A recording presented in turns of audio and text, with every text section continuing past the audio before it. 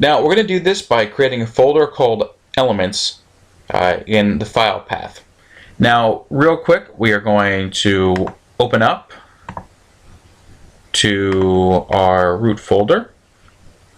So you're going to go to local to C, XAMPP, htdocs, your project folder, themes, and then your theme folder. And you're going to open up a new folder called Elements. Alright. Now you're going to open up Sublime Text 2, start a new file, name that file header.php. Make sure you save that file type as a PHP document, and save that inside the Elements folder. You're going to do this one more time with a file called footer.php. Open up a new file, save as footer.php.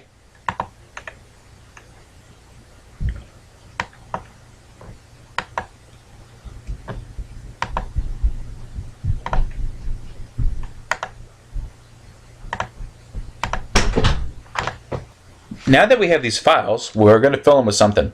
So to do that, we're just going to pop open a file that we're already familiar with, and that's going to be the contact file. We're going to open that, Sublime Text 2. And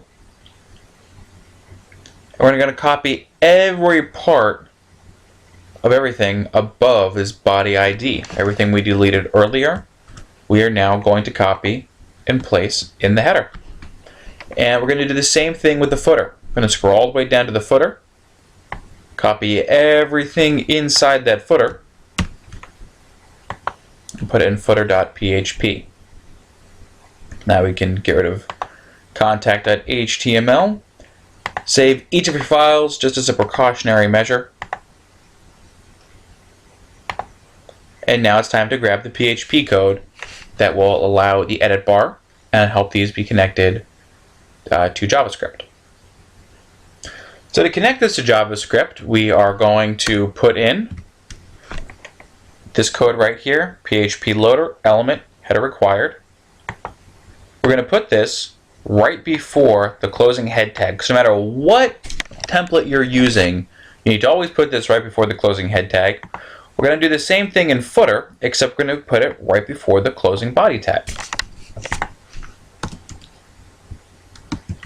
And instead of header, we're going to tell it footer is required. Now save both of those documents.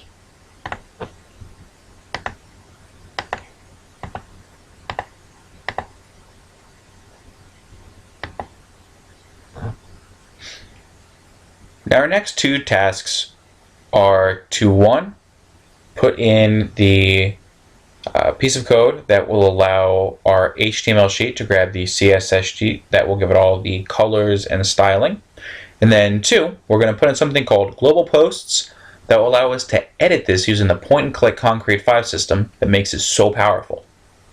So first we'll start off with the style sheet. You'll see this here. It's called link. Now this is a link that will link directly to another piece of file outside of the one we're currently using. This is linking to the style sheet. Now the style sheet is what allows HTML code to have color, to have structure, to have buttons, and even minimal actions, and a lot of other really cool stuff. So it's important we put this in here.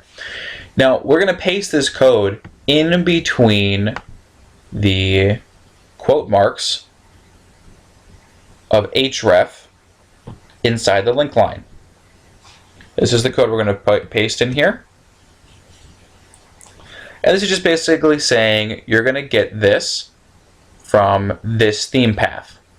Now a theme path is exactly like how when we have to go to the root document of our project. You know, it'd be like the theme path for that would be the C drive, XAMPP, htdocs, your project folder, themes, and then your theme folder. Okay.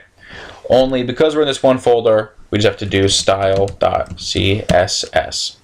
Now, if you ever had your style, if you're using a different type of template and your CSS folder is inside of another folder, you would just do whatever that folder's name is and then style.css, so it should look like this.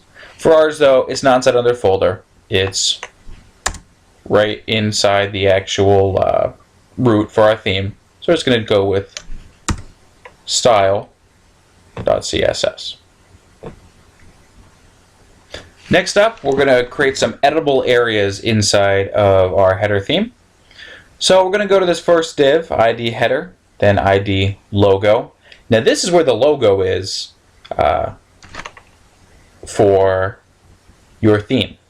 Now obviously we don't want a static logo, we want to put whatever logos we want in there, so we're going to erase everything inside this div and put in this piece of code, which is called a global post and a global area. Now the reason it's called a global area is because it's on the header. Anything we put in here will be on any part of the site, so it's important that we have this. We paste this in here, and then you're going to name it site logo.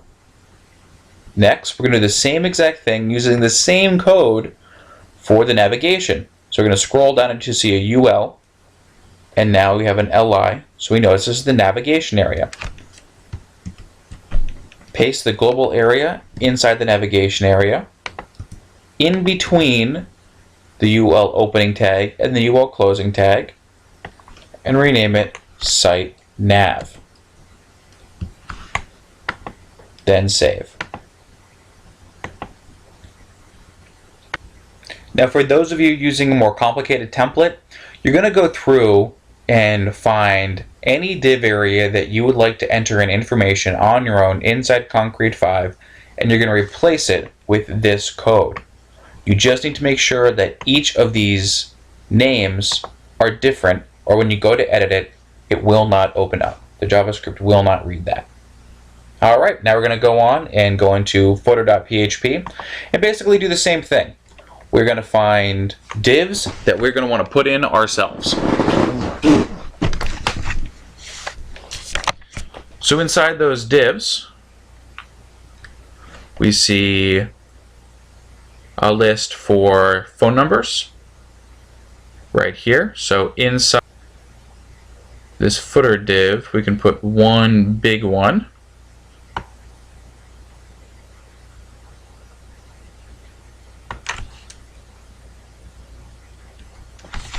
We'll put in a global area.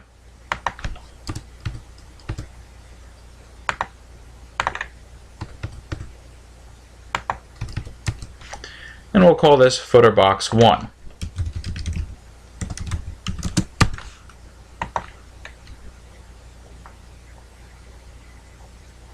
Next we see a follow us div.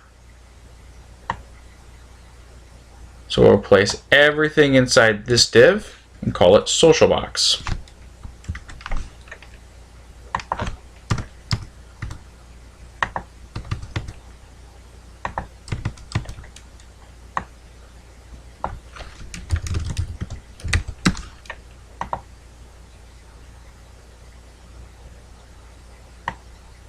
And here we have copyright.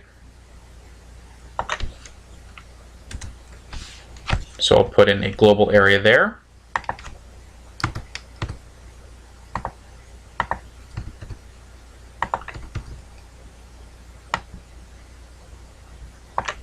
And call that copyright. Copy. Now, in your own template, you're going to have to go through and kind of determine what you want, what you're going to want to adjust. So don't be afraid to play around with it. The nice thing about code is that no matter what you do, you can fix it. No matter what happens, 99% of the time when you're dealing with code, you can hit Control-Z and it will fix everything that you just did.